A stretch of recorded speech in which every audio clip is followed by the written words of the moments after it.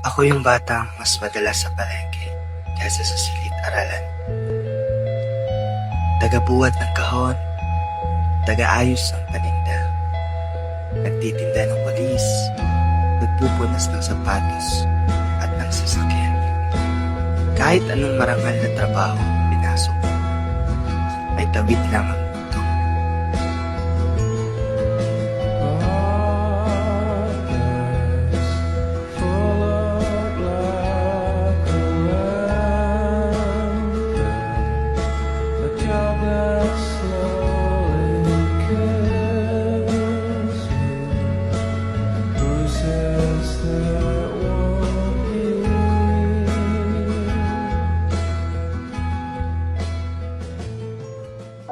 Isang araw may kinita ako sa pagpupunas ng sapatos.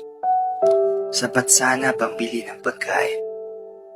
Pero pagdating ko sa tindahan, kinapa ko ang bulsa ko. Wala na. Nawala ang perang pinaghirapan ko. Doon ako nakaupo.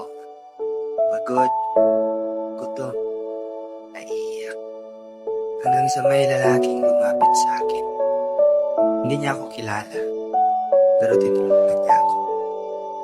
Dinala niya ako sa loob, pinakain, inalagaan.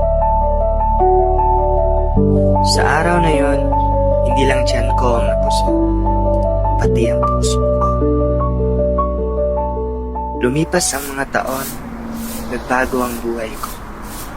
Nagkaroon ako ng sariling negosyo, maayos ang lahat.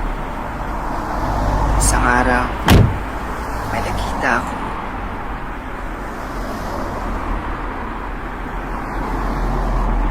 At nanlaki ang mata ko. Siya yun. Ang lalaking tumulong sa akin noon.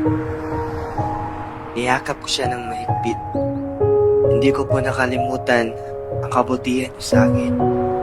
Dahil minsan, may taong tumulong sa akin nung panahong walang-wala ako. Kaya ngayon, ako naman ang tutulong sa iba.